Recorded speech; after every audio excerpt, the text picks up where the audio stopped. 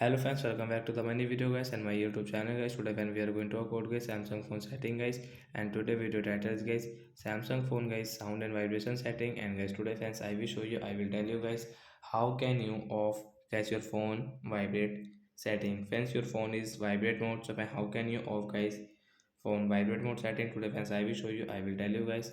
So friends, open your phone setting guys. So guys we will on our phone setting guys, and guys open guys your phone search bar, and guys we will search here guys phone vibrate setting guys. So we will search here guys phone vibrate setting. So friends, you can see guys your phone all vibrate setting here. So friends, you will have to on get your phone sound and vibration setting guys. And friends, you can see phone is on vibrate mode. So guys, we will click on phone is sound mode. So friends, you can see your sound mode will on, and guys you can use your phone. So friends, you can see vibrate mode will off, and guys this icon will also remove on your status bar. So like that guys, you can off guys your phone vibrate mode setting guys, and guys your phone in on sound mode. So that's it guys, thanks for watching the video, bye guys.